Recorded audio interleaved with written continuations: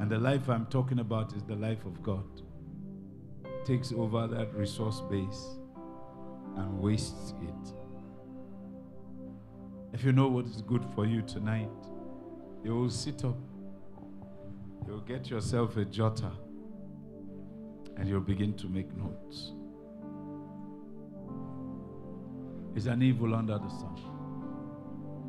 People labor very hard.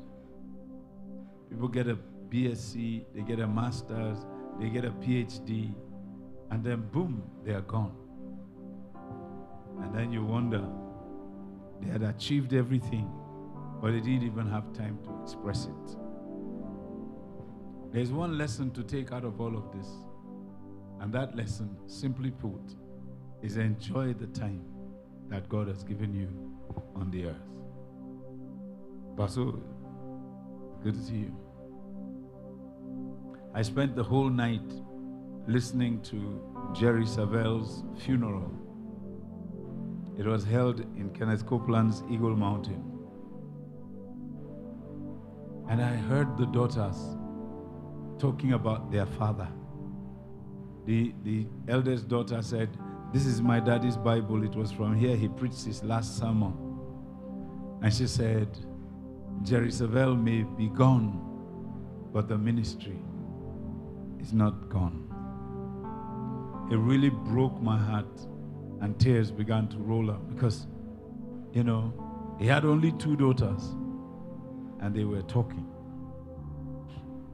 It was obvious they had drank from the father and had soaked in as much as they could. Hallelujah.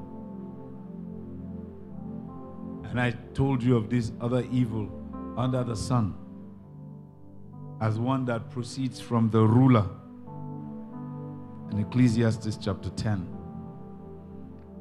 There is an evil I've seen under the sun as an error which proceeded from the ruler. Folly is set in great dignity, and the rich sit in a low place. I have seen servants upon horses and princes walking as servants upon the earth.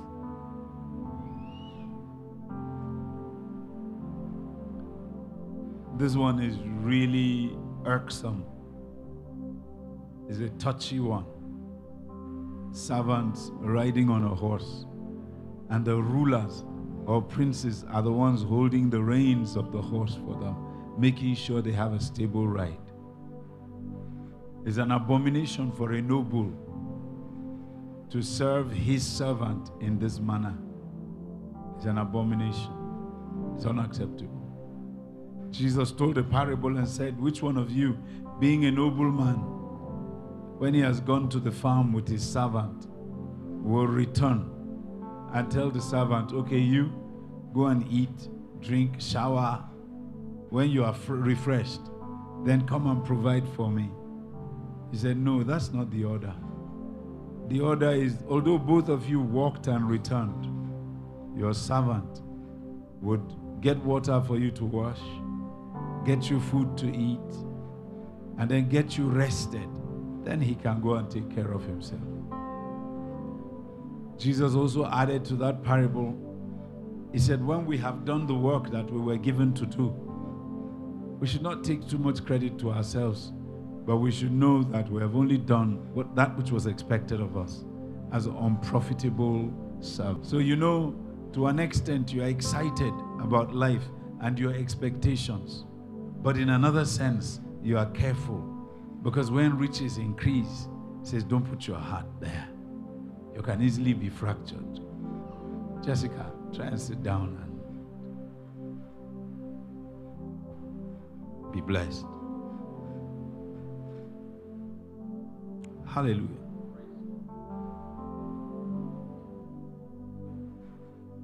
Say, for all this I considered in my heart, even to declare all this, that the righteous and the wise and their works are in the hand of God. No man knows either love or hatred by all that is before them. All things come alike to all. There is one event to the righteous and to the wicked, to the good and to the clean and to the unclean, to him that sacrificeth and to him that does not sacrifice. as is the good, so is the sinner. And he that sweareth, as he that feareth an oath. This is an evil among all things that are done under the sun, that there is one event unto all, yea, and madness is in their heart while they live, and after that they go to the dead. For to him that is joined to all the living, there is hope. Why? A living dog is better than a dead lion. This is the word of the Lord. It's not the word of a man.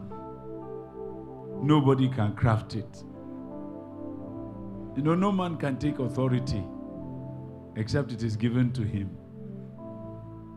Bible doesn't call it authority. It says honor. No man taketh this honor to himself except the Lord gives it. Every day I come here, I'm excited because I see the efforts of Satan to kill what is going on.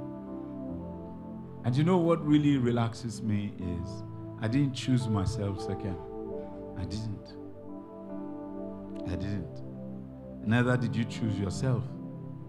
So he gives us that analogy and says that a living dog is better than a dead lion. You can call me a living dog, but at least I'm better than a dead lion. The head of the lion could be as big as this pulpit, but a dog that is alive will go in there and eat his tongue.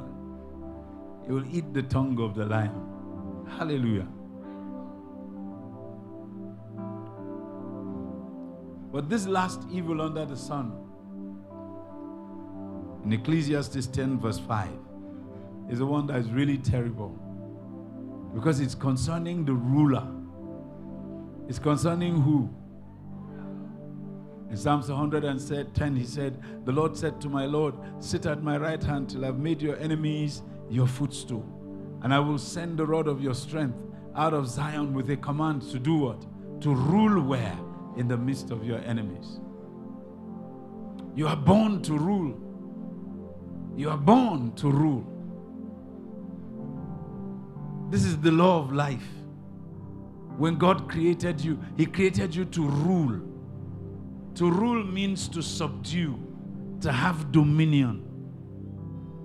That's what it means to rule. Rule thou in the midst of your enemies. The implication being here that your enemies don't have to be taken away for you to enter into rulership. To save your soul, He will come and He will save you now. My problems, then I will get up and rule. It's a lie from the pits of hell. You rule where? In the midst, in the middle of your enemies.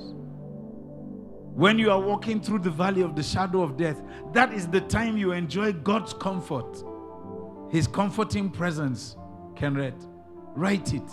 When I'm going through trials and trouble, that is when I enjoy God's comforting presence. He doesn't need to kill anybody, doesn't need to knock down any walls for you to feel safe. Safety is of the Lord. That's what he said. Rule where? In the middle of your enemies. Then he said, when you get up to do it, Mrs. Edore, He will send the rod of your strength. He will send it. The manifestation you expect, my daughter, will not come until you get up. The evidence of God's presence with you is intercepted by faith. Ingested by faith. It is interpreted by faith. It is recognized by faith. It is enjoyed by faith. It's enjoyed by faith. We went to dedicate a premise this evening, and we were all remarking there with Pastor Fash and everybody, and we were saying, these people started with nothing. I was there a year and a half ago to bless the place, and I just saw concrete pegs on the ground. And we're standing today and look at edifices. And I said to them, that's how ministries start. That's how ministry starts. With God speaking. That's how everything that is going to be global, that's how it starts. You just keep saying it. And people are thinking, that's rubbish, it's nonsense. Before they know it, right before their eyes. It's not nonsense. It's a manifestation that is easily discernible.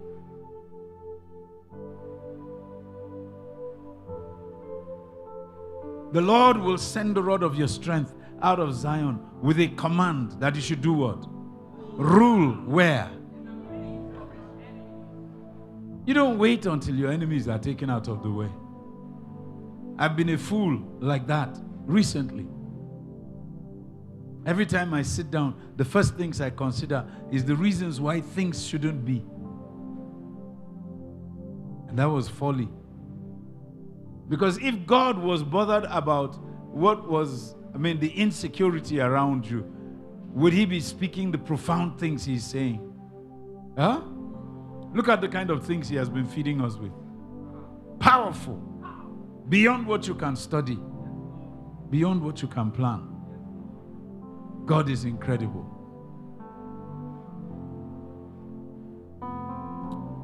He will send the rod of your strength out of where? Do you know the meaning of Zion, Shepware?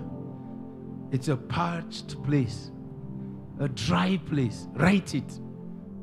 Zion is a dry place, a parched place.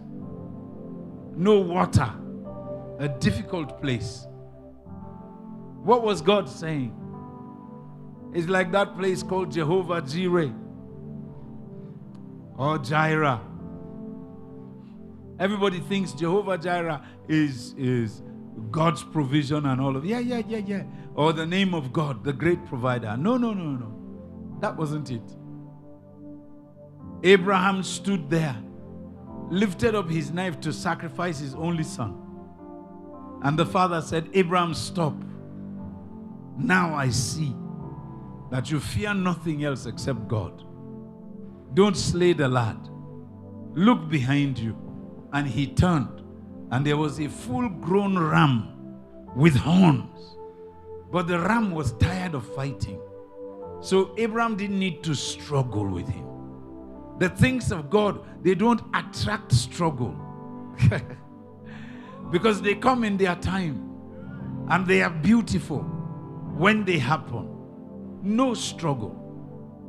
So every time a father is saying to a son or a daughter, take it easy, take it easy, they are thinking, you are trying to deny me of what belongs to me. No. It's superior knowledge. They know that it will come. Rule thou in the midst of your enemies. He told Abraham, carry this ram, sacrifice it in the place of your son.